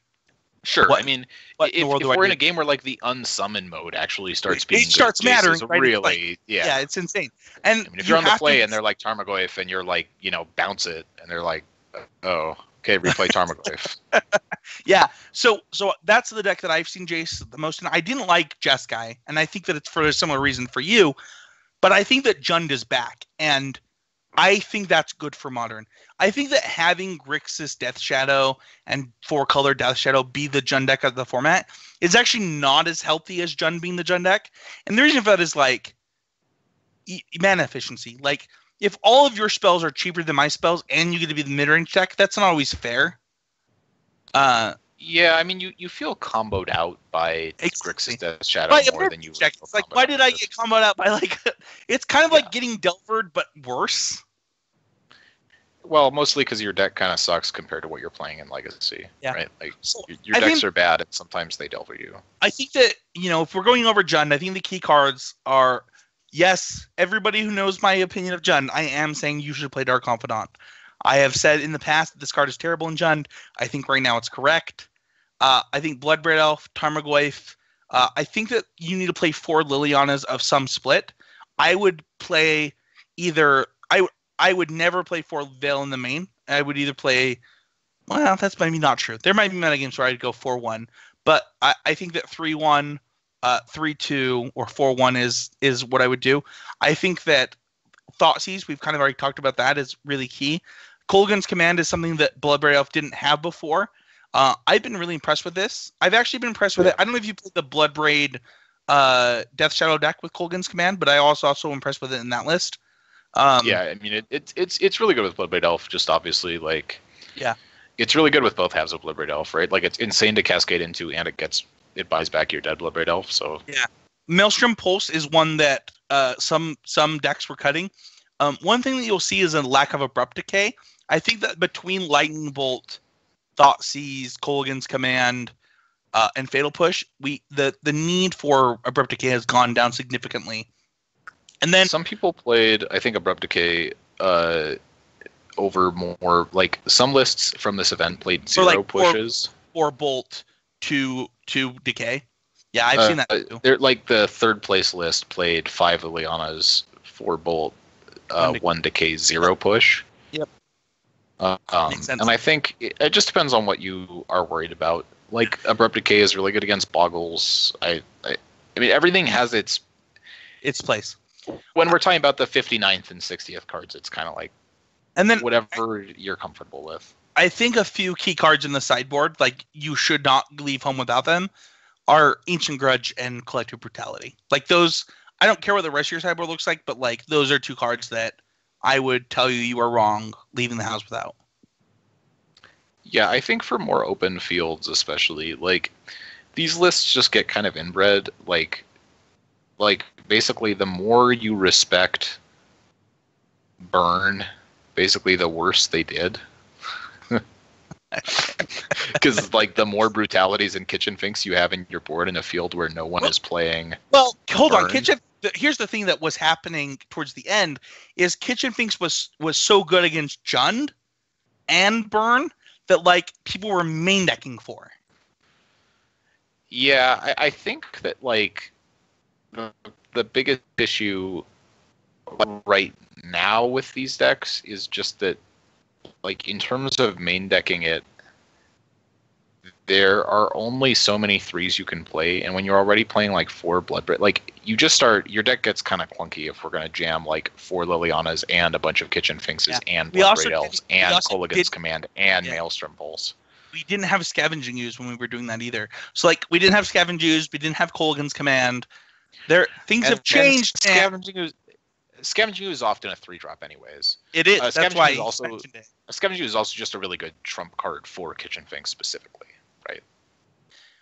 All right. So that's it for Deck of the Week. I hope that we gave you an understanding of Jund where we're sitting out with the deck. It is a deck that we're considering taking to Phoenix. So, like, we're not just blowing smoke. Like, this is a deck we like. Let's go on to our training grounds. We're going to go talk about going back to basics, Michael. And this is the most voted in our last poll from our patrons. So if you're a patron, I post a poll that allows you to vote on what training grounds you want to hear. And this one was voted pretty highly.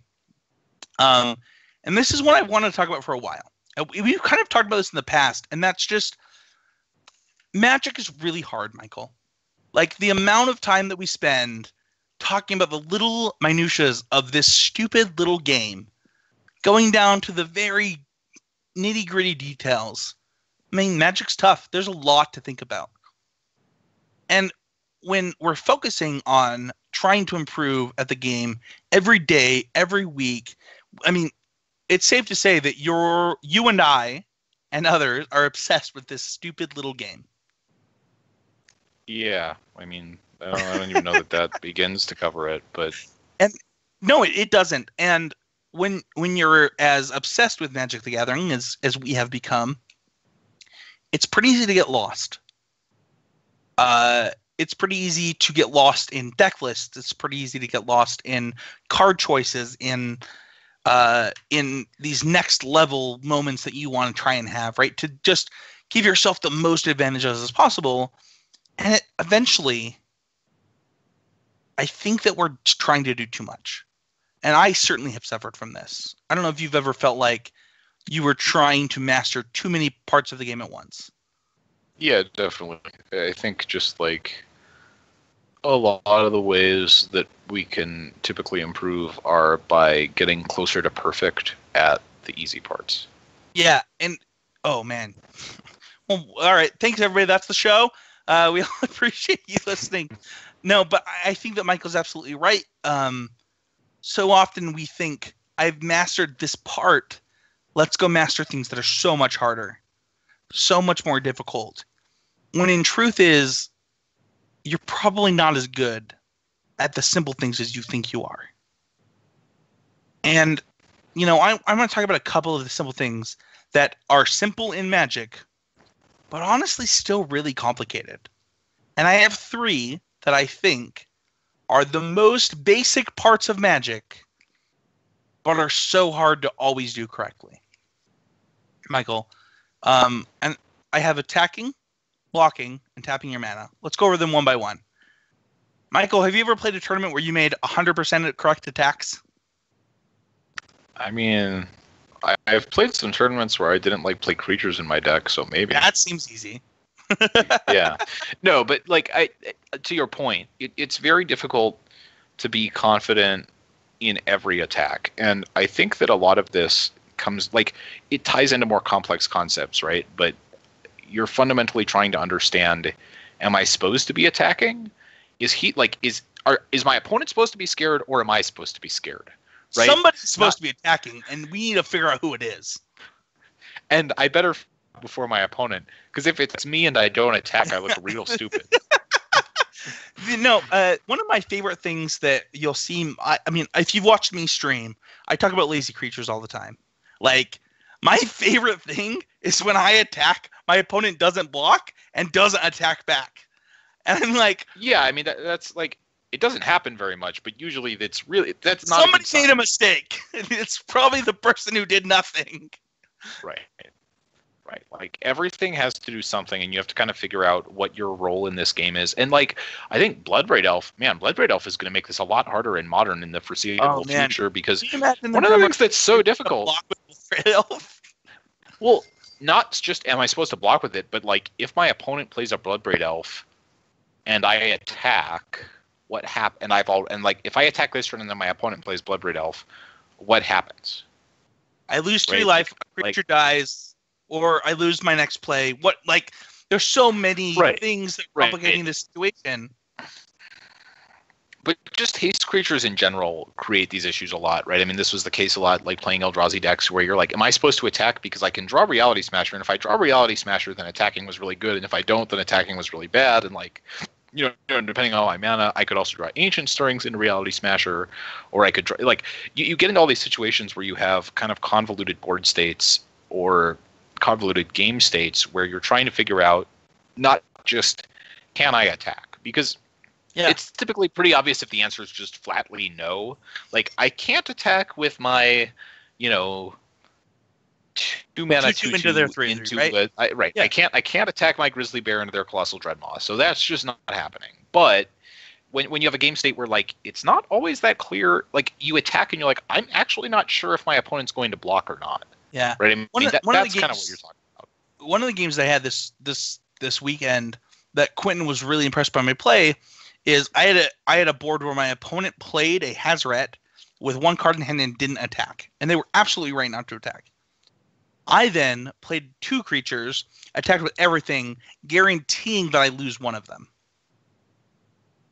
And this is the mono red mirror. First of all, I put my opponent to 4 with me at 23 life or something after attacks. And one of the things that you have to think about is what is the value of this creature in play versus my attacks versus their blocks versus the way that the next X turns of this game could play out.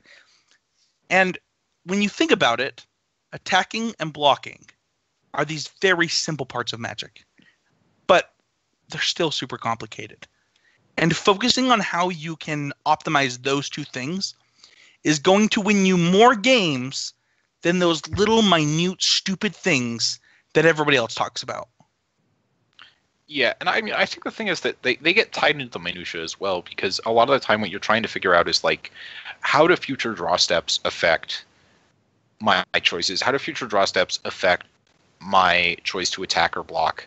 How do my opponent's future draw steps affect my choice to attack or block? So like, I mean, one of the things that's often true. So like in a lot of matchups, right, you don't want to block with like a Birds of Paradise on 3 damage because you're like, it might be able to block more later.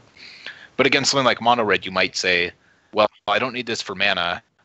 And they have, Earthshaker, Kenra, On-Crop Crasher. They could draw a Shock. They could draw a Fanatical Firebrand. They could draw an Abrade, right? And like, maybe I need to cash this in now. So a lot of the time it gets more complicated than it does on the surface because of sort of what's happening in the match or what cards might be in your opponent's deck or in your deck, right? You might have Noble Hierarch in your deck, and you're like, well, I could trade this in for 3 damage, but my opponent's at a lower life total than me, and maybe I'm going to need a flyer to get through.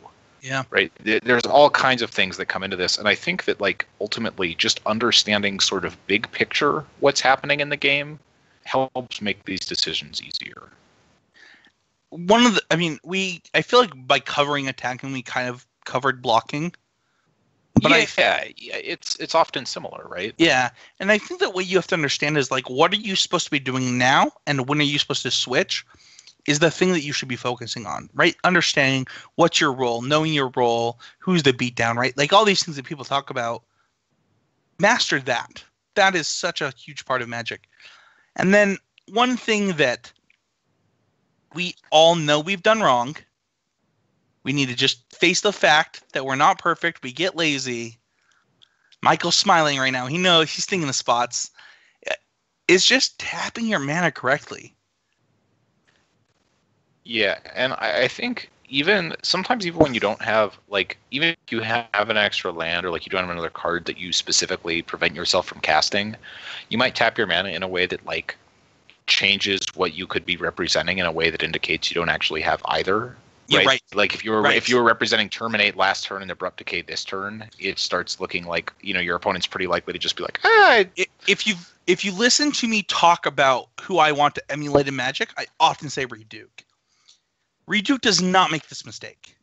Like, he's not slow, but he's methodical about his choices. He's like, okay, if I leave my mana this way, it means this. If I leave my mana this way, it could represent this. And he thinks about that.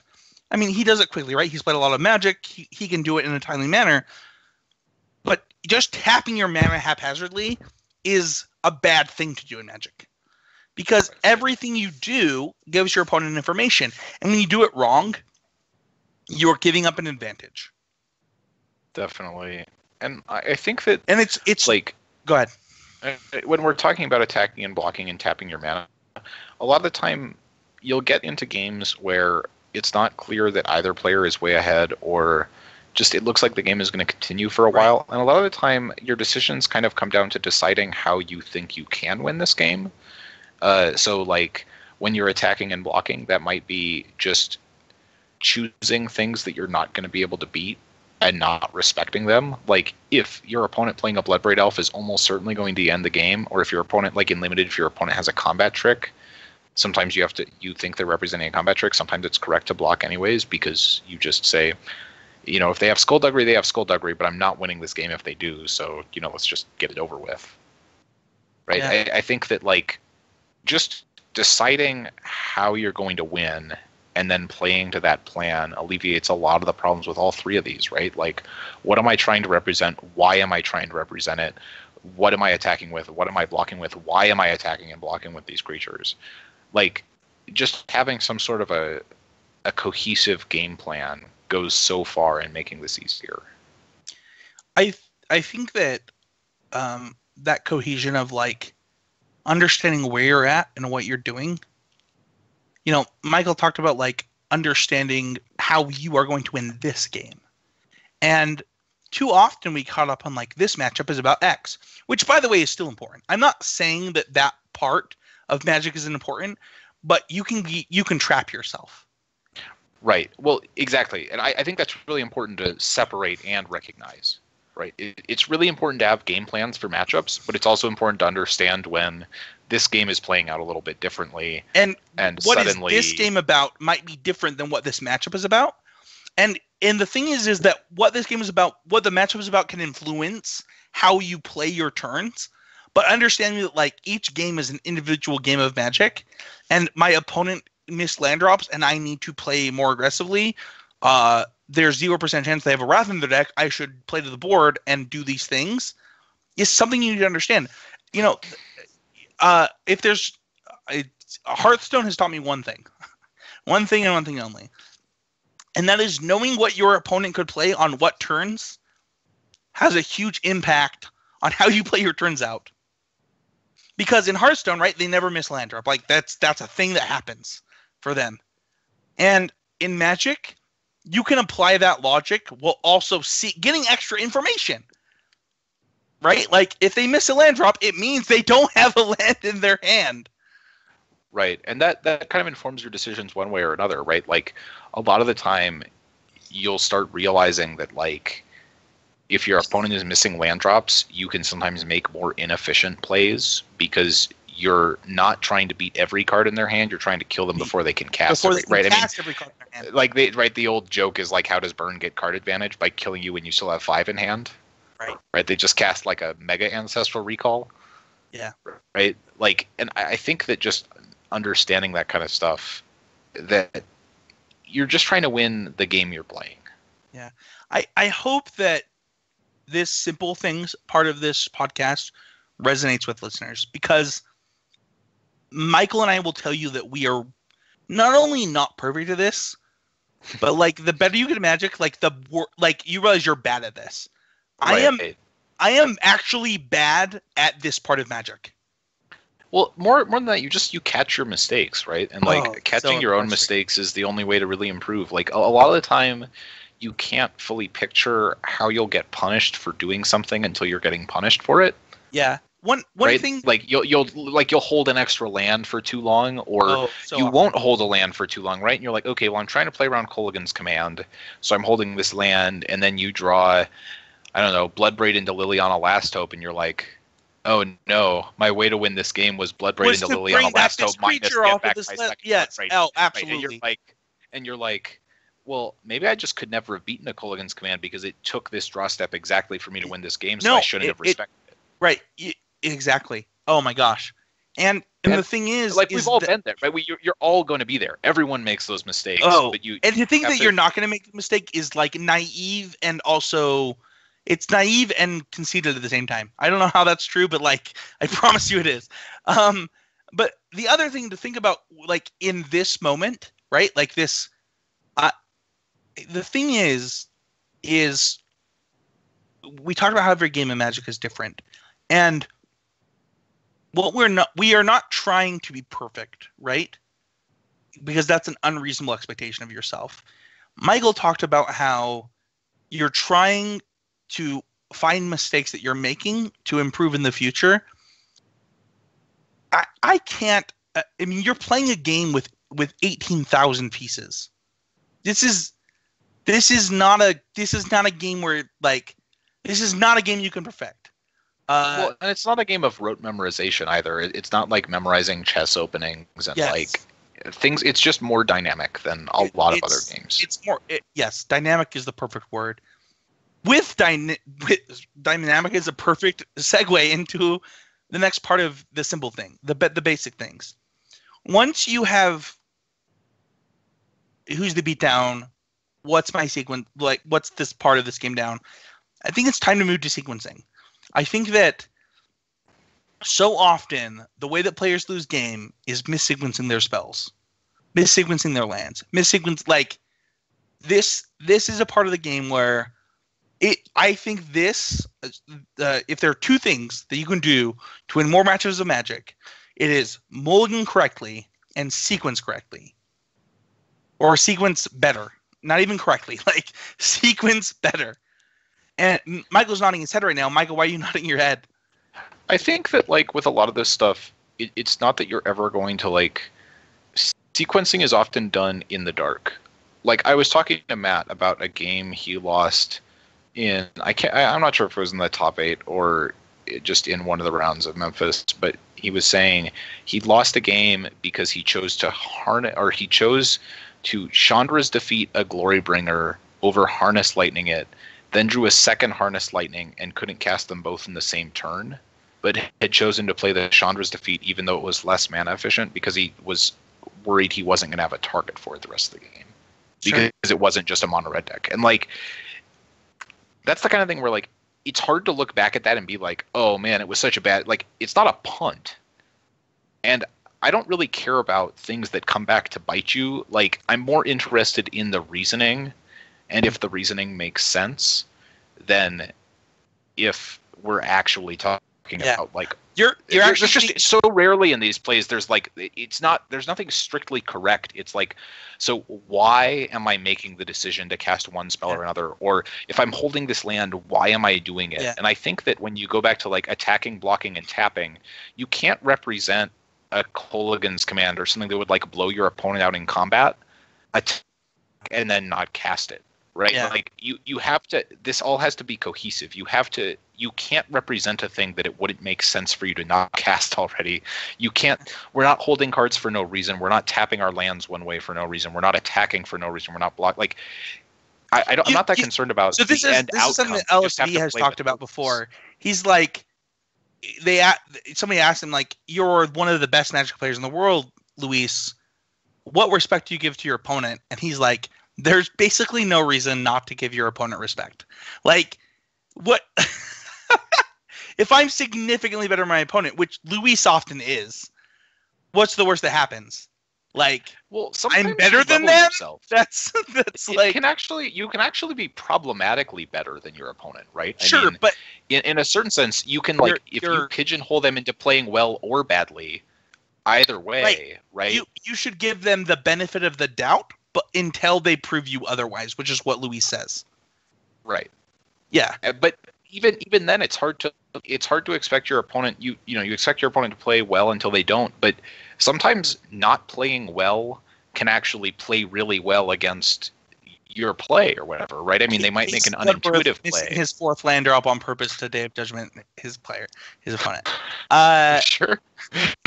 It's not too bad. Well, or like, I mean, I think like Pascal They're so far off drop at the finals of Approach War. We're so far off of what I was talking about. We need to come back. My point is that what Michael was saying was relevant to what Luis often says he gives respect to his opponents until they prove him otherwise. And, Michael, you actually got further down the rabbit hole of sequencing than I even wanted to get to on this segment. Like, not that that's bad. I'm so glad that you brought those things up. But I want to talk about two things that people do wrong. What do you think? What do you think? Like the two most common sequencing errors are? Yeah. So there are a few things that Magic players learn really fast, right? The first thing they learn is I can cast the spell. I should do it. Sure, right? Because you let your opponent untap and they have Blossoming Defense or Counter Spell or whatever. Yeah, it's exchange. And then they quickly learn to hold their cards until the last moment, right? Because that's when you have the most information. And I think that what we need to get away from is playing it first or playing it last isn't important. It's playing it when you are in the best position for that spell to work is what you need to focus on. And Blossoming Defense is a good example. Counter spells are a good example. What do I want to happen in this sequence of spells, right? So if I'm playing my turn out or my opponent's turn out, what do I want the sequencing to look like? And what can I expect it to look like? Right? We all probably know if we're at a PPTQ, we're at an RPTQ, we're at a GP, we probably know 50 of our opponent's 75. What can we reasonably expect in these turns? And how can we gain an advantage from the mana they have up, from the cards that they could have, and what we have? Yeah, I think the most interesting kind of thing related to this is just that ultimately what you're saying, at least as I understand it, is what we're trying to get away from is over reliance on heuristics. Like, heuristics are really valuable in that they teach you how to play when you're bad, but as you start to improve, you need to move away from reliance on heuristics when the situation is different than it usually is. You are 100% where I'm at right now. When I say go back to basics, I'm not telling you to go back to the beginning. You've mastered parts of Magic.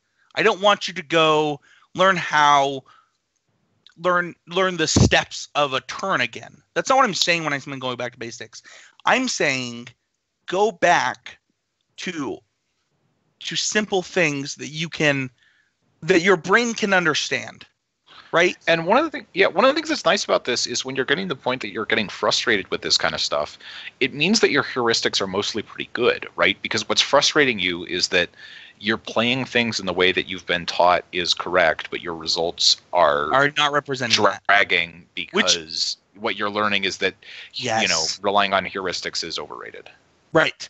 I'm not telling you what you've learned is wrong. I'm saying go back, let's reevaluate what we're doing, and figure it from here. And holding cards until the best moment is very different than holding cards until the last moment, which is heuristic you're taught.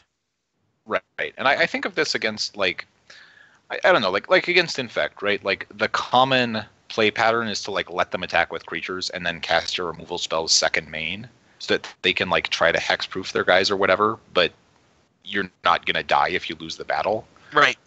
But there are situations where you might have so much of it that you're like, okay, I'm actually way more likely to lose this game to, like, fatal pushing a creature this turn than making another creature next turn, having to fatal push that, like, losing it over, like, 4 turns. If I have so much of it right now, if I can just get, 2 or 3 pump spells out of their hand, there's no way I can lose this game. Yeah. So I think just, like, understanding that it might be correct to fight over an infect creature in combat, wrong as that seems, or it might be correct to, like, not Inquisition. Like, there are just all these weird situations where, like, it's almost always right to do this, but when you're first learning, it's not possible for you to understand why you're making these plays sometimes, like, at a deep level. And I think that if you trust yourself enough to give yourself the freedom to make plays that move makes away sense from these heuristics, you really because you're now not playing to patterns. You're playing to what you're actually trying to win the game with the cards. Yes. So often you'll hear really great Magic players be like, "Well, I knew that play was correct." Well, why? Well, I don't know. I knew.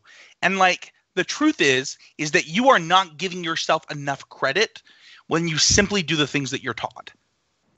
Especially when they go against what you want to do.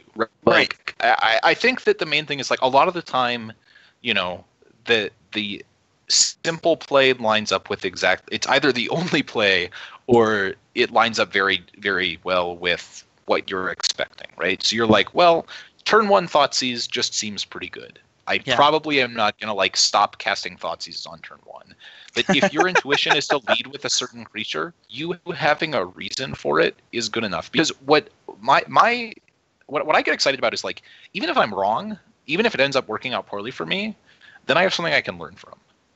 And I can say, why was this my intuition, and why was my intuition bad, and when would my intuition be good? And, like, if you can get to that point, you could really improve. You can actually get better because you understand what you're doing and why. Yep. I think that why is my decision wrong is a much more valuable lesson than I followed this game plan to perfection. Like, cool. Like, you did this thing that you were taught was right 100 times. Ceiling so much. You just limit your ceiling so much, right? Like, we can all trace a picture, right? Like, it's hard to get better at tracing a picture than you are after you do it a few times. Yeah, either you have a writing disability like Spencer or you don't. Like, that's just a thing that's true. So to wrap up sequencing, because I think that we kind of went past even what I thought we would talk about on this, I want to talk about playing your lands and spells. So let's talk about your spells really quick, because I think that we covered a lot of that with the last one. Understanding why you're casting your spells, when you're casting your spells, and in what order, Michael kind of covered it. Have a reason for why you're casting your spell when you're casting it. If you're going to cast 3 or 2 spells in a turn, why are you casting them in the order you're casting them? Just think about it. Like, don't just do it. Just be like, well, I want to cast this turn. This is really important. Do it. Just think about what order you're going to do it in and why you're going to do it. Because the heuristic is play the spell that's least important first, but sometimes that's not correct. Like, just think about it. Just take the 2 seconds it takes to think about why you're doing something and do it. And I think that covers that. I want to talk about lands for a second. So I started 4-1 in my first Pro Tour. I was on top of the world. 3 out of my draft. Went 4-1. Was like, sweet, I'm into day 2. I need to win X matches to like go back to the Pro Tour in Dublin with Quentin. Two is sweet. I'm so excited. Lost 3 matches in a row. Finished day 1 4-4. Played against my 2 worst matchups in that time, and then got unlucky in my last match. Was just devastated. Day 2 starts. I promised myself I wouldn't draft green-white during this Pro Tour. I thought it was a terrible deck. Was forced into green-white during the draft. Was super frustrated. Lost my first match of day 2. And then my second match of day 2, I played frustrated. And part of playing frustrated is I played a forest on turn 1. And turn 2, I drew a double white spell. And you might say to yourself, well, duh, Spencer. But if you just sequence according to what's in your hand, rather than think about how your games could play out, it is very easy for you to say, I want both colors of mana turn 2 as soon as possible. Play this forest. And this is a mistake that I made at the Pro Tour that cost me a match that I would have won. Like, it's not even close. Like, this single decision at a match at a Pro Tour cost me a match because I was, 1, playing frustrated, and 2, I just didn't sequence correctly. Sequencing correctly would have been so easy had I just thought, what are the cards in my deck? What land do I want to play first? That's it. Those are the 2 things I need to think about. Think about those kind of decisions. They don't take a lot of time, and they're super easy. Yeah, and I think, again, like, you can get into even more than that with this. Like, obviously, be able to cast your spells, but sometimes like, there are situations where you can, we talked about this a while ago, but you can, like, sometimes conceal information by playing your lands in a way that doesn't actually allow you to play spells. Yes. So, like, if you play a basic swamp and then you don't fatal push your opponent's 2-drop on their end step, it's like you're going pretty hard with that fatal push if you're just, like, not going to cast it, right? Yeah. So if you know you don't have a fatal push, but you don't want to tell your opponent that you don't have a fatal push, you might choose to play a tap land instead. This is actually something I've started doing. I found myself leaving my fatal push untapped on turn 1 against decks that I would never cast fatal push against turn 1. And eventually I was like, why am I doing this? I'm very clearly signaling I have fatal push in my hand. Like, why would I? Sometimes, yeah, or you might not want to signal that, or you might not want to tell them that you don't have it, right? Right. It can go both ways. Like, you can play either side of this, but yes. I think that, like, sequencing gets into so much more than even just casting your spells. It's like the signals you're sending, and the I have a problem with this. Information you're giving your opponent. This right? is something I'm bad at. Like, I focus so much on playing my lands and tapping my lands correctly that often, like, I remember I was in a league and I was like, why am I doing this? I'm actually giving up information by making this play.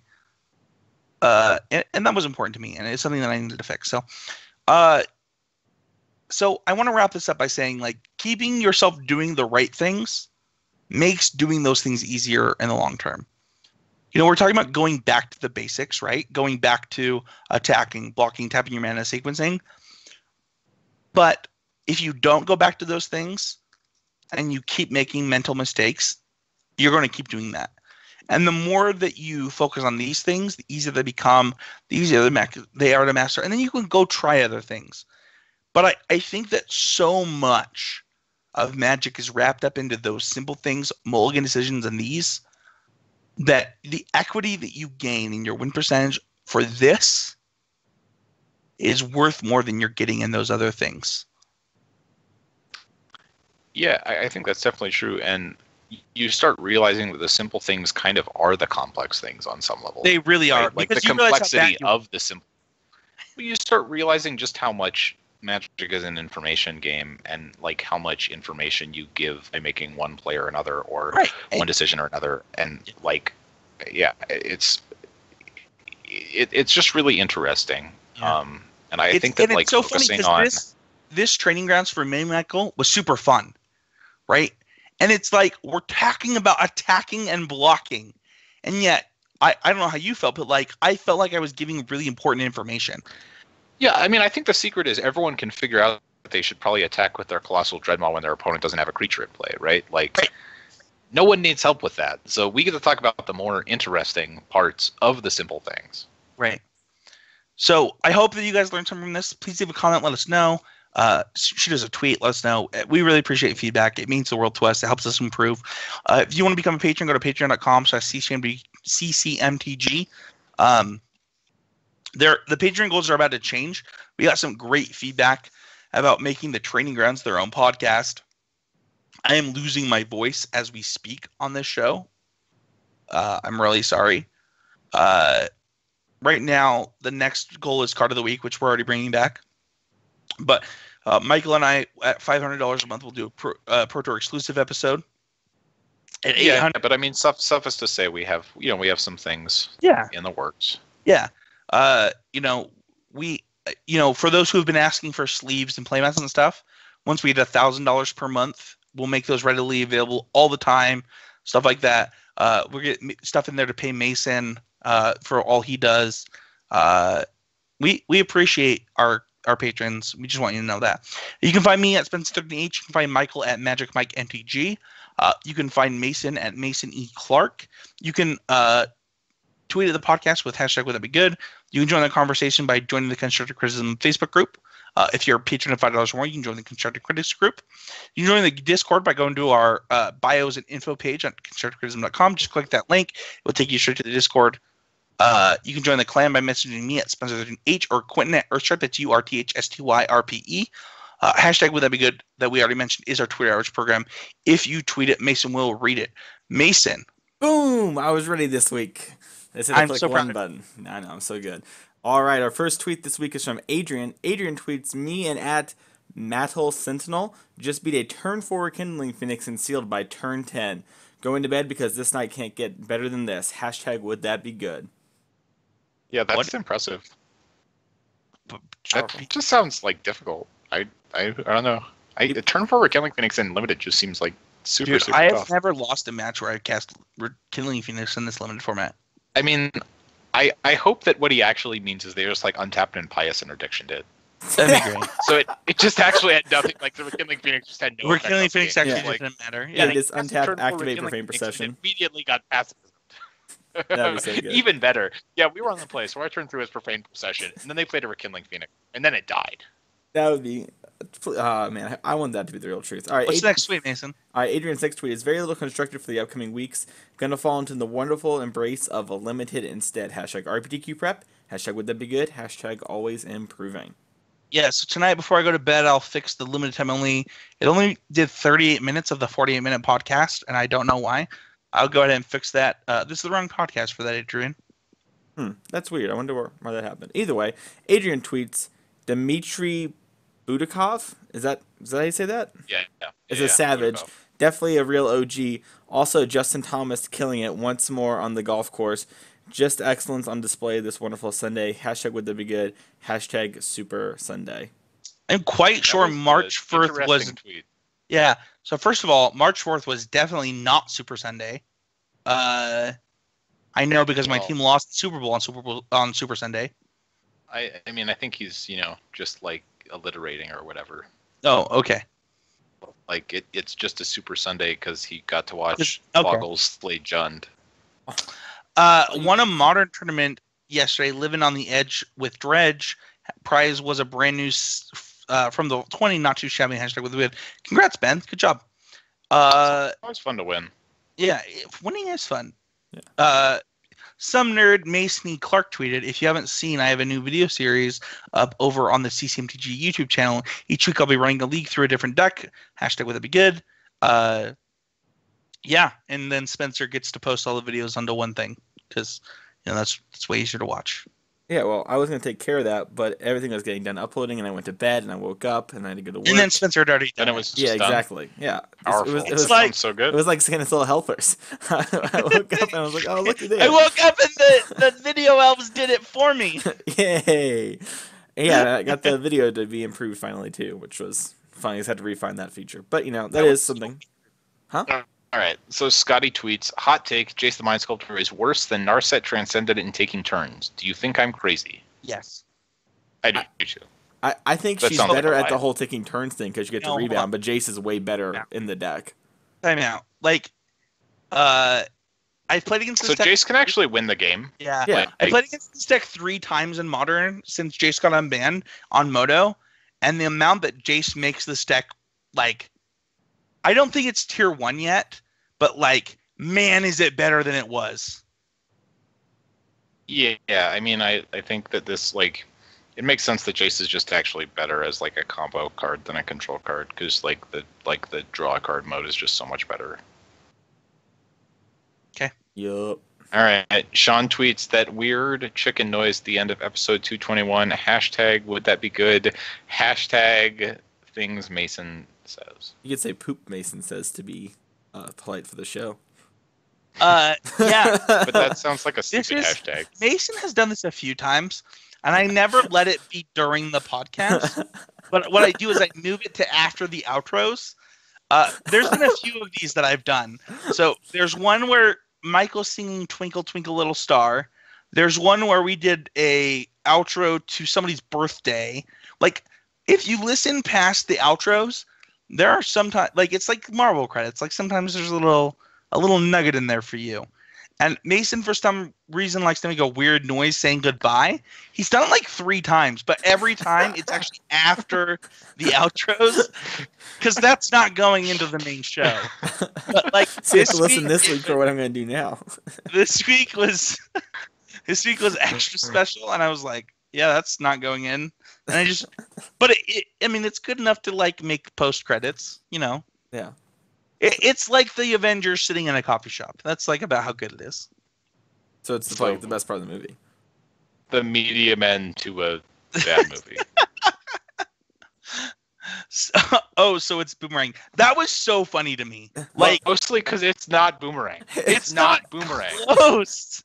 You're right. It's basically Time Walk. Mason's limited knowledge of Magic cards was so evident at that time. It was it was mind-blowing. Yeah, it was just a bad comparison because they play a card and then you play a card and you take another turn, so it's Time Walk. This was your second try at a comparison. Yeah, that's the weird thing. The first one we already torpedoed, and then it was so it's Boomerang. It's no, that's also not the mode that Boomerang gets cast with. The next tweet, By the way, I don't think Boomerang would be that good in Standard. I thought about that a lot. Oh my gosh, you're so wrong. All right, whatever. Keep going. You play Consigns of Might be bad. I don't know. I don't know. All right, maybe it's Stockholm Syndrome. Hashtag would that be good? I actually don't remember you seeing also this. Things Mason. What did I don't you either. say? So I asked Sean about that because I didn't remember it either. And it was talking about Matt Kling being better friends with Michael these days. And you were like, that's because Michael and Matt stay up really late with each other. And I just said under my breath the word Stockholm Syndrome. And nobody noticed. And they just kept going. Wow. So I see how it is. Yeah. To be fair, Skype is a lot more. Skype has gotten a lot more restrictive than I remember it. Yeah. To be fair, Matt Kling did tell me this week that me and Quentin qualifying for our first Pro Tour was more exciting for him than him qualifying for his. And I know he didn't feel that way about Michael because they weren't really good friends yet. So suck it, Michael. We're better friends. Me under the bus here. Yeah, that's kind of how it felt like. By the way, Matt Kling's not allowed to cut his hair again until he top eight's another GP. Oh my PT, gosh, right? guys! Magic Jesus died for our sins. Jared tweets. This article really spoke to me today. Give it a read. Applicable to life, even if you're not into Magic. Gavin Verhey. Flow of ideas. What's your end game? Which I haven't read, so I haven't read it either. That was our end game. Thank you so much for listening. You can tweet at us with hashtag Would It Be Good. Thank you so much for listening, and we'll see you guys all next week. That's game.